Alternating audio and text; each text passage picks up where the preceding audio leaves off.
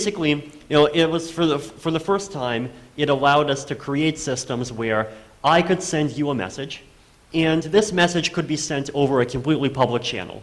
It could be sent over the internet, it could be sent by pigeon. I could even just put the message up on a billboard and wait for you to read it. But even if this channel is completely public, what public key cryptography lets you do is it lets you create a system where I can send you this message, you can see what the contents of the message are, but no one else can see what the contents of the message are. Even people who have millions or billions of dollars of resources to throw at the problem, all they see is just a bunch of random data. And they have no idea to extract basically what the contents of the message are, how they can extract the contents of this message. And to them, it's completely opaque. The second thing that you get is you through digital signatures, can know that the message actually did come from me and did not come from someone pretending to be me. So we have privacy, we also have authenticity. Third, we have integrity. When you see the message, know that you actually received the message that I sent. There was no third party in the middle that managed to modify the message. So we have all of these three things, right? And these three things ultimately also kind of work toward furthering this goal of, basically this world where individuals, just like any regular person, can interact with each other, can engage in communication, and this communication would be private and secure for, even from people, corporations, entities that are much more powerful than they are. So this, was how things started. And there are a lot of the different applications. These days, public key cryptography is used just about everywhere. It's used on the internet. It's used to encrypt a whole bunch of traffic. It's used to prove that the websites you're talking to actually are the websites that you're supposed to be talking to, and a lot of various other things. Right now, this was all ideas that people were thinking about in the 1970s, in the 1990s. In the 2000s, people started thinking about decentralized networks. So, if any of you here have ever used something like BitTorrent, you are using a decentralized network to send files from one computer to another computer. And as it turns out, for a lot of applications, decentralized networks actually are the best tool for the job. And so people are realizing, okay, we have a lot of these powerful tools, right? We have the ability to send messages from one person to another person, and these messages are private, and these messages are perhaps even more importantly, fully authenticated and secure. So you have a way of sending a note that says, I authorize this, and anyone else, people could then just pass this note around, and everyone could look at this kind of digitally signed note and tell that the note was actually authorized by you. We had decentralized networks, we had people doing messaging on top of decentralized networks, sending files on top of decentralized networks. And so people started to wonder, well, what if the next logical step is a peer-to-peer digital currency, right? So it seems like just a simple step forward. We have decentralized applications for one thing. Why can't we have decentralized applications for this other thing as well? So here is the fundamental challenge. As it turns out, even though it definitely is true that money is just information, money is in some ways a different kind of information from the information that is just me sending messages wishing someone happy birthday. And the reason is this. If I send a message to you, then that message is something that really only me and you need to be concerned about. No other third party needs to even know about the message's existence. The other thing is, messages can be copied. If I write a book, I can hit Control-C and Control-V, I can do this a million times, and I've turned one book into a million books. And this is great, because it means that distributing books can now be done extremely cheaply. And pretty much everyone, and even someone in Africa that has some simple electronic device can download and read a really huge number of books. Basically, people around the world have access to even more information than kings did 100 years ago. But the problem is, money doesn't work this way, right? So if I have $100 and let's say this $100 is some kind of digital bill that exists on my computer, then let's say I send this $100 to one person. Then I take this $100 and I copy it, and I send the same $100 to another person. Now you might think, yay, free money, we can just copy money for as much as we want, we don't have to work anymore, we don't have to have taxes anymore. But if money actually worked this way, then the digital dollar would probably hyperinflate faster than Zimbabwe. So clearly, monetary systems can't work this way. And so, what do? Basically, the problem is this. Unlike messages, where a message between me and you is only something that I and you have to be concerned about, if I send a transaction of money from myself to you, then that transaction actually is a transaction that is potentially of concern to every single person in the community that uses that particular currency. And the reason is that potentially every other person needs to know that I do not have the money to send anymore and that you now do have the money to send. So this is a challenge, because what it means is that if you want to have money, you don't just need to have a shared network that we can send messages, you also need to have some notion of a shared memory. You also need to have some notion of kind of state, some notion of information that this community can somehow collectively keep track of and update and basically modify according to the rules of the system, but make sure that it can't be modified in any way that's not according to the rules of the system. And so this is a challenge, right? Basically, as it turns out, doing this in a decentralized network is fairly difficult. Now, doing it on a server is easy, because if you have one server, then the server can just maintain a database.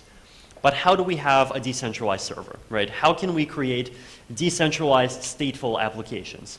Applications that are decentralized and that both at the same time keep track of this notion of common shared memory. So here's part of why this is a challenge. Let's say I send $100, so I have $100, and I send this $100 to one person. Then I copy the $100 and I send the $100 to another person. Now we have two transactions, right? One of those transactions says, send $100 from A to B, signed myself, and the other one says, send $100 from A to C, signed myself. Either of these two transactions, in isolation, is totally legitimate. Either of those two transactions by itself looks totally fine. It's just me sending $100 that I have to someone else. But those two transactions together cannot both succeed at the same time. And so the challenge becomes, well, the network now has to decide, is it going to accept the first transaction or is it going to accept the second transaction? And the network has to come to an agreement of which of these two transactions it accepts. As it turns out, this problem is hard. Now, here's another problem. If the network agrees at some point that the first transaction is correct, you want to be sure that the agreement is final. You want to be sure that the network is not going to change its mind. It's not going to say at some point in the future, oh no, maybe I'm just going to make this transaction valid instead. No, wait, maybe I'm going to invalidate that transaction and make this transaction valid instead. Because if you do that, then you have a form of money that just doesn't work. And so you have, on top of authenticity, on top of integrity, you have a whole bunch of other information security goals that you want a kind of decentralized peer-to-peer currency to achieve. And so what I think is the really interesting and fundamental innovation that Satoshi brought us is what I call this idea of cryptoeconomics. So what is cryptoeconomics? Basically, cryptoeconomics is the use of cryptography together with economic incentives as a means of ensuring information security goals. So cryptography can prove properties about messages that happened in the past, and its economic incentives can ensure that properties of a system are going to continue to hold into the future. So two. Yeah, that one. Mm-hmm. Good. So then, what are the properties that we want to hold, right? So we can kind of look at this at this very low level. So if you look at a blockchain, one major part of it is the history, right? So we have this history of all of the transactions that have ever happened in the past.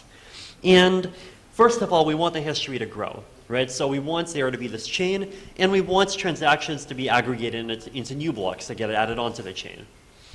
The second thing is we want this history not to go backwards. We want it not to revert, right? So if someone makes a new block, we definitely, in this case, want the block to be on top of block 5626. If that doesn't happen, we'd rather the block not get created. The worst possible thing is someone tries to make another chain, a second chain, where that chain goes off of block 5624 and then just starts growing on its own, and then blocks 5625 and block 5626 can't revert it, right? So we also want, we have a bunch of things that we want for about how this kind of chain as an economic kind of organism evolves. Now, as it turns out, all these blockchain systems have this kind of nice built-in set of economic incentives that encourage people to contribute toward these goals. So what are the incentives? Basically, if you create a block and this block it becomes part of the main chain, so if you help to grow the blockchain and to kind of add new blocks to the history, then you get a reward. You get a reward of, right in Bitcoin, 12.5 Bitcoins, and Ethereum, 5 Ether. If you as a miner, so you as a participant in the network, just shut down and do nothing, then you do not get a reward. Now, what if you create blocks, but these blocks are not part of the main chain? So you kind of try to create a fork. Then you do not get a reward, but you've burned a whole bunch of electricity, and so you actually, in some ways, even get economically penalized. And so you have this kind of structure that gives you a set of rewards for actors that help kind of bring the network into continued and further compliance with its objectives, and a set of penalties for the participants that kind of try to push the network in a way that drifts away from its objectives. So this is very philosophically interesting because what you have is you have a system where the economic incentives defined inside of the system are what ensures the system's ongoing perpetuation. And this kind of recursive self-incentivization is actually this very powerful idea, right? So in 2009, this got used to create a digital currency. And this was suddenly a very interesting and big step. You have this decentralized peer-to-peer way of sending money from anywhere to anywhere around the world that isn't dependent on any kind of central institution or party. Now, then people started thinking, well, this seems really cool for a currency. What are the other applications that we can build on top of this? In 2010, there was a project called Namecoin. And the idea behind Namecoin is, well, if you can use this kind of approach to build a currency, then why can't we use this approach to build a decentralized domain name system? So instead of a domain name system where the records of which servers or which web addresses correspond to which IP addresses being something that lives on a server, why not have that be a record that lives on a blockchain? And why not have the rules for how this record can be updated, how people can get domains, how much domains cost, how they can be transferred, how long they last? Why not have all of those rules be recorded as part of this blockchain protocol that everyone agrees on? And so you have a system that, as long as it keeps the cryptography and the economics keeps working, is guaranteed to follow that particular set of rules, regardless of what any single individual wants. So that was the next step. Then after this, people started getting interested in using blockchains to store other digital assets, and using blockchains to implement financial contracts, and using blockchain-based smart contracts, programs that live on the blockchain, to do things like crowdfunding, to do things like escrow, to improve security. And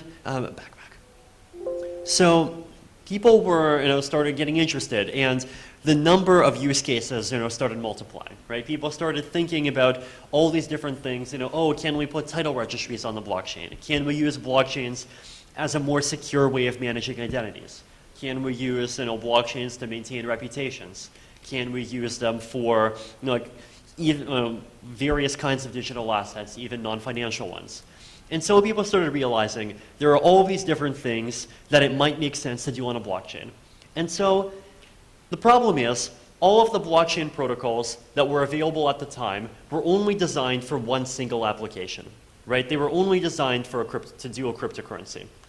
And so then when all these other applications came along, people said, okay, we want to do domain names on the blockchain. Let's have a protocol for that. We want to store digital assets on a blockchain. Let's have a protocol for that. We want to do a decentralized exchange on the blockchain. Let's have a protocol for that. And so the problem is, for every single use case, you would have a separate, almost a separate blockchain, or at least a separate, major piece of infrastructure on top of a blockchain to do it. And this proved very unsustainable because there were just so many use cases that it didn't make sense to make an entirely new platform for every single one. So the next step from there is we move on to what I call Swiss Army knife protocols. So the idea with Swiss Army knife protocols is, well, instead of having a blockchain for one use case, why not have a blockchain for 10 or 15 different use cases? So then, instead of having 10 or 15 different blockchains, you can have one blockchain. So you might imagine you have 6 people coming into a room, and they would brainstorm for an hour and think, what are all of the different things you could do on a blockchain? And let's say they come up with a list of 27 applications. Then they would create a protocol, and the protocol would have 27 transaction types. And so the rule would say, if the first byte of a transaction is a 1, then this transaction represents sending money. If the first byte of this transaction is a 2, then the transaction represents entering into a financial contract. If the first byte of the transaction is a 3, then the transaction represents participating in a lottery. If the first byte is a 4, then it represents starting a crowdfund, and so on and so forth. So this approach worked fairly well for a while, but then there was a problem. Well, pretty quickly, after these people came up with their list of 27 applications, some teenager in Finland would come up with a 28th application. And then you have to change the protocol. So this is where, the need arose for general purpose blockchains, right? So can we have blockchain protocols where instead of them being designed for one application or even a set of applications, the blockchain protocol is general purpose. And then anything that you might want to do on top of a blockchain, you would express it in terms of program logic, and then put it into a program, compile the program, upload the program onto the blockchain, and then the blockchain would run this program kind of like a decentralized application. So this is the core idea of Ethereum, right? And Ethereum started growing from there. And once you have this kind of general purpose platform, once you can make a new decentralized application in 20 minutes, the number of use cases would rapidly multiply. And so things went from there. So that's roughly where we're at now, right? And so one of the questions that you might want to ask is, well, why do you want to do this, right? So why do you want to build decentralized applications? Why do you want to build cryptoeconomic applications? And I think there's a few answers to this problem. And the answers are actually kind of different, and some of them are technological, some political, some social, some economic. And this is one of those interesting things about this technology. It has all these diverse different benefits from a lot of different standpoints. So one of the simple ones is zero infrastructure. So with a blockchain, you can build an application where you, as the developer, once you create and upload the application, do not need to maintain any infrastructure yourself. You do not need to maintain a server. And another one, so basically, as many users as your blockchain has, basically the blockchain just kind of serves them, right? So instead of building applications that depend on you to serve the users, we can build applications that depend on the users serving each other. And then we have a neutral decentralized platform linking everyone together. Then we have, so that's one benefit. Another benefit is high security and high reliability. So, we have over 1,000 blockchains, and some of them are, maintained by large development teams. Some of them are maintained by basically 2 or 3 amateurs in their basements. As it turns out, even the blockchains that are maintained by amateurs in their basements often have higher uptime than Gmail. How do you do this? Basically, because it's leveraging the power of decentralization. It's leveraging the fact that instead of just running the thing inside of one computer, inside of one server, one data center, the network is managed by a large number of computers all working together. And this gives you a powerful benefit. So, that's by itself is a powerful benefit. Then high security. How can you build an application at a cost of under $10,000 that is highly resistant to denial of service attacks? Answer, stick it on a blockchain. You cannot do this just by relying on your, personally on your own server. Third, difficult to attack. Global, independent of national borders. Using a blockchain-based cryptocurrency, it's just as easy to send money from Kyrgyzstan to Guatemala as it is to send money to your neighbor. It's using a smart contract on Ethereum. It's just as easy to enter into an escrow agreement or to have someone from Kyrgyzstan and Guatemala and India and New Zealand participate in a crowdfund. Just as easy as though those 4 people were your own neighbors. Basically, it's, in some ways, this is the next major step in global communication. Also open, anyone can participate. Now I've gone down to the last 2 kind of benefits, and these are among the most interesting. So one of them is what I call the low social cost of bootstrapping, and another is what I call social scalability. And these 2 things are both kind of interesting, and in some ways they're out of 2 sides of the same coin. So what do I mean by low social cost of bootstrapping? So if you as an entrepreneur want to start a new business, one of the main challenges is how do you get users? One of the main challenges in getting users is how do you get people to trust your platform? And this is the cost of getting to become trusted is actually in many cases a very large cost.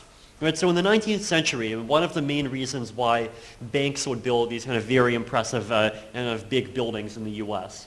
is that they wanted to convince their users that no, we actually are a sturdy institution that is meant to last. We're not an operation that's going to go bankrupt on you tomorrow. And so, basically just like spending a large amount of money and building these big impressive buildings was just like one way that they used to convince people that they're trustworthy. So, the human cost of becoming trusted, whether it's a cost paid in things like just making big buildings in banks, whether it's the cost of marketing, whether it's the cost of getting regulatory licenses, whether it's all sorts of different costs, is one that is fairly high. So now how does the blockchain help? Well, here's a simple illustration. Let's say that you, as an individual, wanted to participate in some financial application. You wanted to trade some kind of financial derivatives. And let's say some guy on the street, just said, here is my Papa Joe's financial derivatives market. How many people here would be willing to trust that application and throw their money into it? Probably very few. Now, what if Papa Joe's financial derivatives market was an application that ran on a blockchain, and all of its source code was public, and anyone could audit it, and by the way, it came with mathematical proofs that proved that this application would either follow an exact standardized set of rules or it would give you your money back. How many people would be more inclined to throw their money into this application now? Probably a few more, right? So this is what we mean by low social cost of bootstrapping, right? So basically, we can substitute social costs of gaining trust, ways of gaining trust that are dependent on people and processes and procedures, with computational costs of trust that depend on systems that are based on cryptography and math. So the difference is social costs of trust are dependent on people, and people get 5 to 10% more expensive every year. Computational costs of getting trust are dependent on computers. Computers get twice as cheap every 2 years. Which of those 2 do you want your major expenditures to be based on? I think for anyone in a business, the answer should be pretty clear. So the other side of the coin of this low social cost of bootstrapping is social scalability. So when I talk about low social cost of bootstrapping, I talk about how can we make applications that start out small. Social scalability, how do we make applications that are big? So here's what I mean. Let's say you have a village, and inside of that village you would want to build some kind of either some local community currency or some way of managing identities, or some way of recording who owns what land, some kind of registry. Who would be running it? Chances are in a village either everyone trusts the mayor, or everyone trusts the sheriff, or everyone trusts some village elders. You can generally find people that everyone is willing to trust. Now let's go up from a village to a large city. There still might be some people that a lot of people trust, but it gets harder. Go up to a country, even harder. Now let's talk about the world. How many people here are willing to trust the government of Kyrgyzstan? How many people here are willing to trust the government of North Korea? Now let's ask a different question. How many people here are willing to trust the fact that people in Kyrgyzstan like money? How many people here are willing to trust the fact that math and cryptography works in North Korea? So, this is social scalability, right? If we build applications where the story for why you should trust the application does not depend on trusting any specific individual, does not depend on trusting any specific entity, but it depends on, basically trusting these kind of things that in some ways are, kind of what, almost, the few things that globally unite us as people, then suddenly you can create applications that anyone can see basically why they should trust it. And so you can build applications where the entire world will actually be willing to build things on top of the same platform. So that's social scalability. Now, next one. Next one. So not all blockchain applications are fully decentralized, right? So there are blockchain applications where those blockchain applications actually are fully decentralized and rely on nothing but cryptoeconomics as their model of security. So there are applications where, if you look at, for example, some of these smart contract applications, one of the simplest ones is provably fair random number generation. So the idea is you can make lotteries where the rules behind the lottery and the generation of the random numbers that picks the winner is completely mathematically fair, and anyone can look at the code and look at the algorithms and see for themselves why it is mathematically fair. You do not need to trust any specific single institution or individual or entity in order to know that this thing is not going to screw you over. But there are other applications where this kind of extremely pure decentralization is not achievable. One major, in general, this tends to be a lot of applications that touch both the digital world of bits and the physical world of atoms.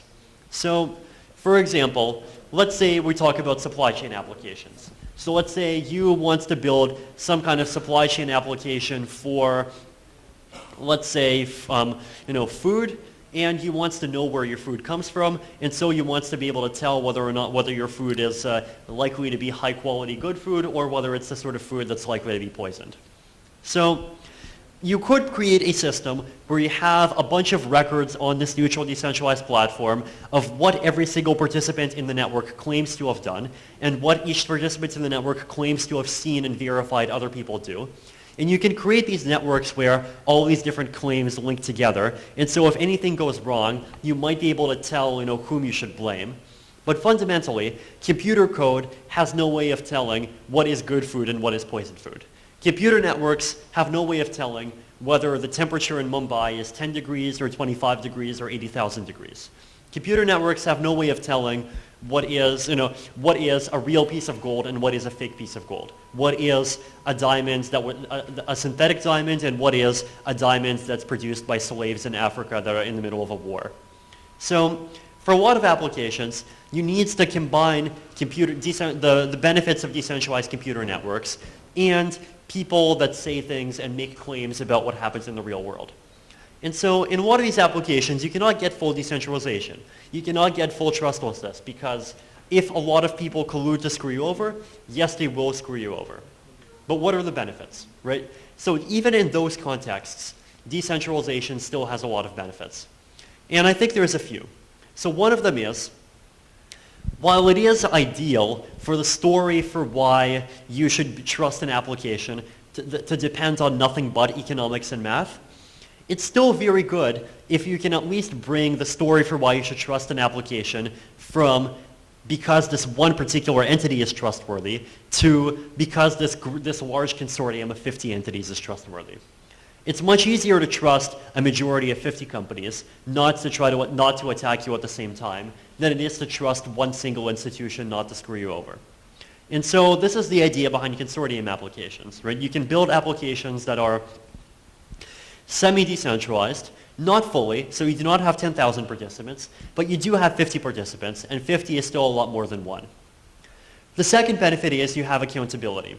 So even if you have applications that depend on trust, you can often build applications where if someone does cheat, you know who cheated, and you know whom to go after, and you know whom to prosecute.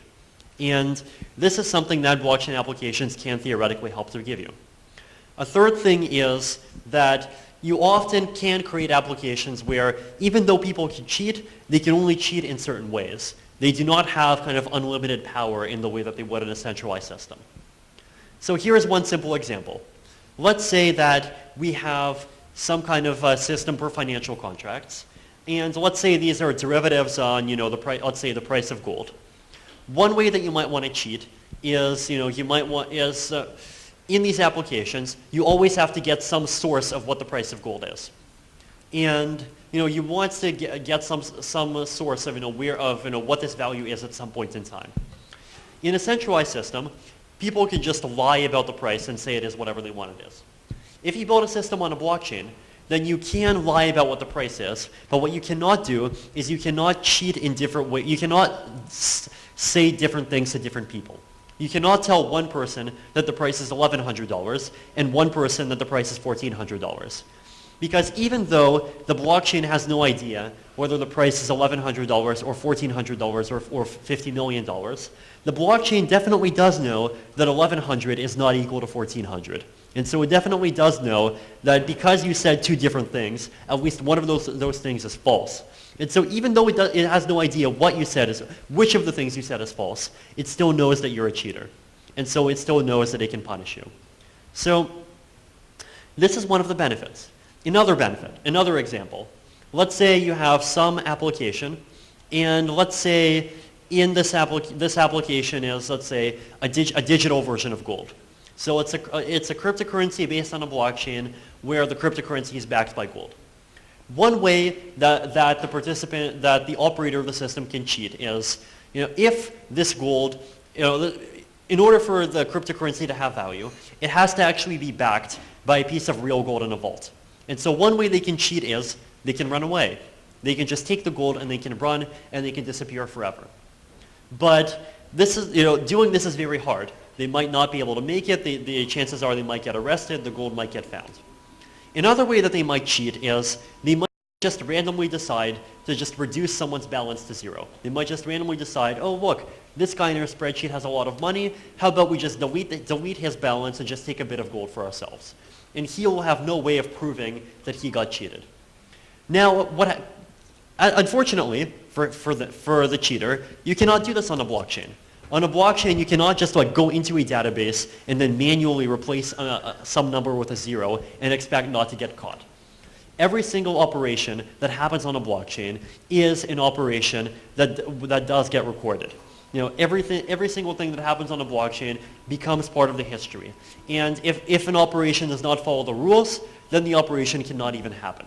And so if you, as the operator of this kind of this digital gold currency, wanted to cheat one particular user, what you would have to do is you would basically have to redeploy the entire system, redeploy all of the balances except for one, and get all of your users to switch over from the old system to the new system. Right? So the effort of cheating in this context now becomes very complex. Right? So even if you're not building things that are completely decentralized, because in the real world that is very often not possible, even if you build hybrid applications where the blockchain is responsible for some things and more traditional forms of trust are responsible for other things, even then you can make a lot of progress. So that's where we are now. And we see a lot of people building things in a lot of different contexts, whether it's financial applications, whether it's managing digital identities, whether it's smart contracts, whether it's all sorts of other things. But we're still not quite there yet in terms of mainstream adoption. So how far do we need to go? My opinion is that there's still a few challenges that remain. One of those challenges is at the ecosystem level. So people need to continue to understand the technology more. People need to understand more what they can build with it, what it makes sense to build with it, and how to build things with it. This is a problem that I think will just fix itself in time as long as the technology continues to prove itself useful. The second thing is there's a lot of challenges with the underlying technology itself. And I would say there's probably a few major ones. One of them is usability. So how can we build applications where regular people can actually easily use them, and hopefully at the same time build applications that are both usable and which preserve some of the guarantees of decentralization that users would want, right? So what you want to build systems that are easy for people to use, that do not have the property, for example, that if you forget your password or you lose your phone, you lose all your money. applications where people do not have to wait 5 hours to sync a blockchain before they can interact with other people. We want to basically build things that are clean, easy to use, and secure, and at the same time do all of these things without compromising on the core ideals and principles that give these applications benefits over traditional systems. This is a challenge. Another major challenge is privacy. Blockchains by default are very public. Everything that happens on a blockchain can be downloaded by everyone. Everyone can see any single thing. For some applications, this is fine. For other applications, this is not fine.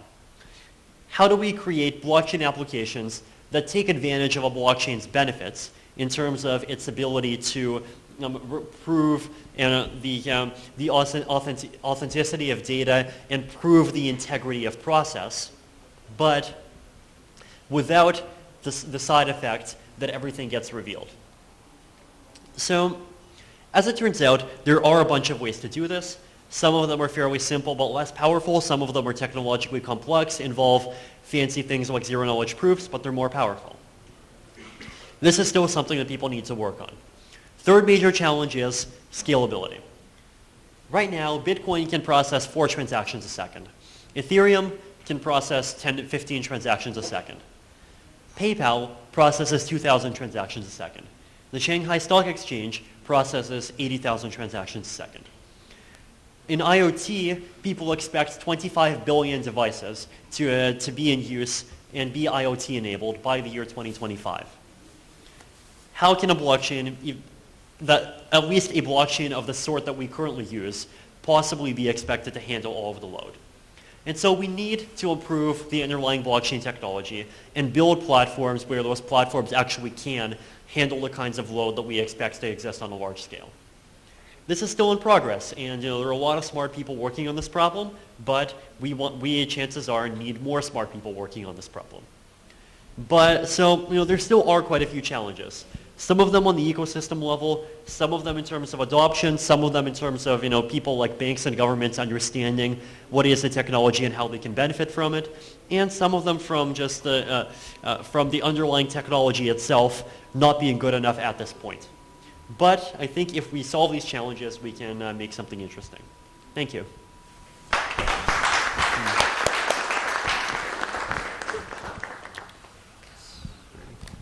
Thank you, Vitalik. Thank you for obliging my request to... Right now, the way pretty much every blockchain works is every single computer in the network processes every single transaction.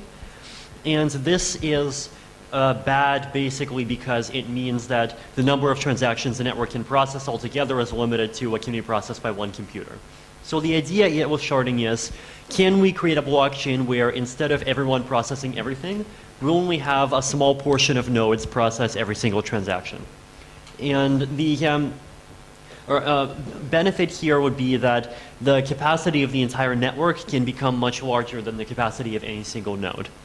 So there are a couple of major challenges here. So basically the challenge is that if you entrust verifying some particular transaction to only one small portion of the node, then what if attackers take over the majority of the portion of the nodes that's processing that one transaction? So like the risk is you would have something that you could think of as being as kind of like a 1% attack, right? So if you imagine that there's 1% of all the nodes processing each transaction, then you as an attacker, if you have 1% of the mining power stake or whatever, then could you attack one particular transaction and then cause that one part of the blockchain to break? Now, general purpose blockchains can be very fragile.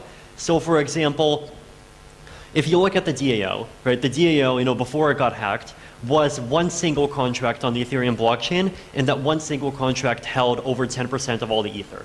So like basically, there are going to be cases where if you attack even one small part of a blockchain, you'll be able to wreak havoc across the entire system. So there's a couple of different approaches that can be used in order to kind of shard blockchains securely. So one of them, for example, is a technique of random sampling. So the idea here would be that yes, you would have 1% of all the nodes process every single transaction, but you would randomly assign which groups of nodes process which groups of transactions.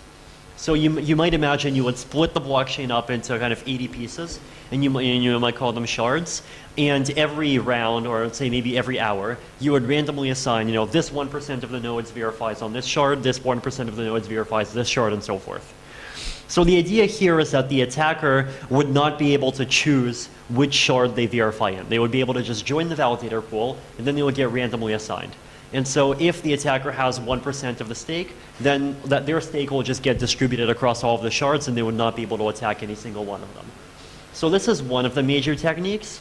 Another technique is that you can talk about fraud proofs. So the idea here is that if there is one specific point where some block that gets presented by some particular group of validators is invalid, then you can take a kind of proof that says, here is that part of the blockchain, here is a bit of extra data that you need to verify it, and you can pass this around the entire network, and the entire network will be able to verify that that one particular piece of the blockchain is incorrect. And so this way, if the nodes can kind of collaboratively warn each other about parts of the blockchain that someone is trying to get past that are invalid.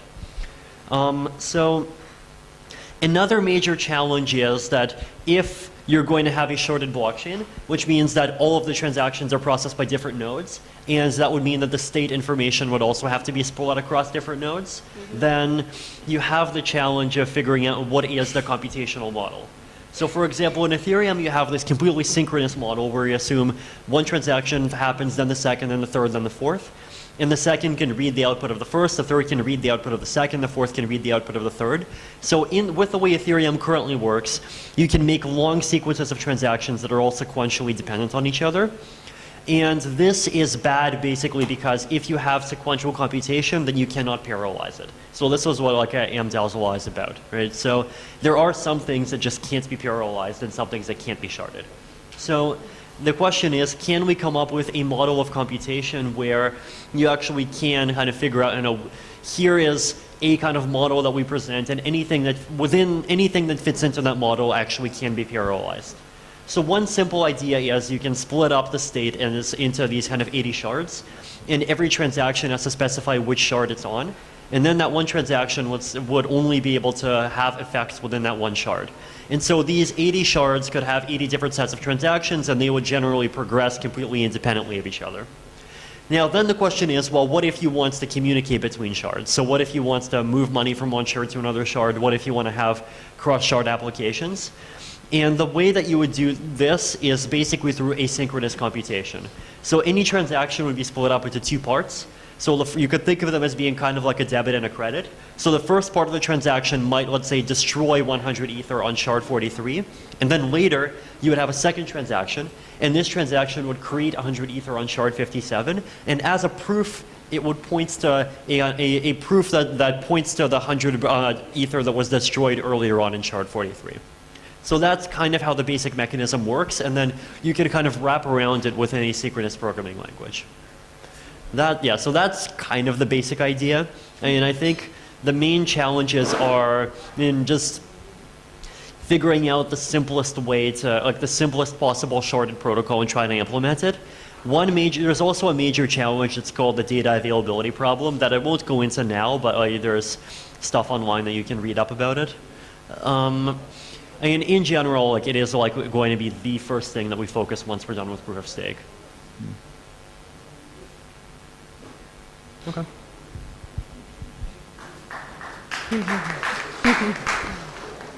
Okay, questions? After proof of stake is complete, what do you think would be the next upgrade to the protocol? Well, I expect there to be somewhere between 1 and 3 hard forks that would implement sharding of some kind. Okay. And what about after sharding?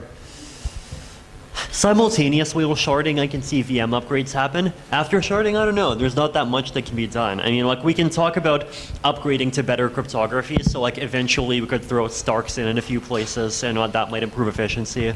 But like, there's not that much that would needs to fundamentally change beyond that point, I think. So you've got kind of the decentralized database and complementary technologies like decentralized storage with IPFS and Swarm.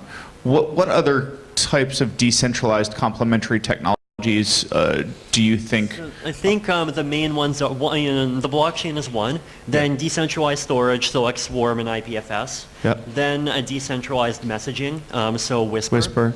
Then, I mean, I could imagine later on people wanting to make like decentralized lower level communication protocols. So like basically like incentivizing mesh networks and so forth, but that's more of a longer term thing. Gotcha. Then on the higher levels, I could imagine like reputation is probably one of the important applications. Then, I mean, obviously the cryptocurrency, but that's kind of already there on top of the blockchain. Those are probably the big ones. Cool. Thanks. Could you just give everybody a little explanation of IPFS? We haven't really gotten into, or Swarm as well. I mean, IPFS in very simple terms is just a decentralized network, and you can upload a file to it, and then later on anyone else can refer to the file by a hash. So anyone can take the hash of the file, and that gives you this 32-byte identifier that you can use, and anyone can kind of make a request to this network, and the network will reply back with the file. So the idea here basically is that it's a way of accessing files and a way of referring to files that is independent of any one specific computer or any one specific server. And so as long as at least someone on the network exists that still has the file and is willing to serve it, you know, anyone who wants to download the file will be able to.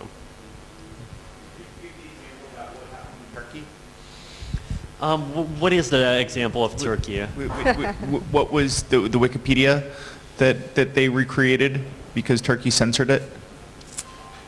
No, if you don't know it off, okay, no worries. Okay, it is possible that Vitalik forgets something also. Okay. Yeah. Yes. I mean, so if the internet breaks and if Ethereum is powerful enough, is like large enough as a community, I mean, I could imagine it just like incentivizing a new internet into existence because, you know, miners and validators would have too much incentive to find some way to broadcast their transactions and blocks to each other. But that's more of a very long-term thing. Hi, I have a question related to energy efficiency, right? Can you explain about proof of stake, right? How it's Yes. So the idea is that because your proof of stake as a consensus algorithm is based on like virtual resources, so it's based on committing like basically like a deposit of ether to various statements.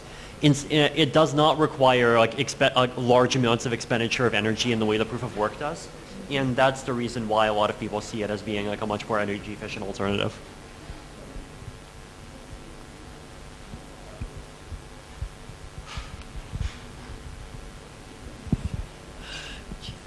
Okay, you want to ask Vitalik anything other than the technicalities? Ask him. No. No.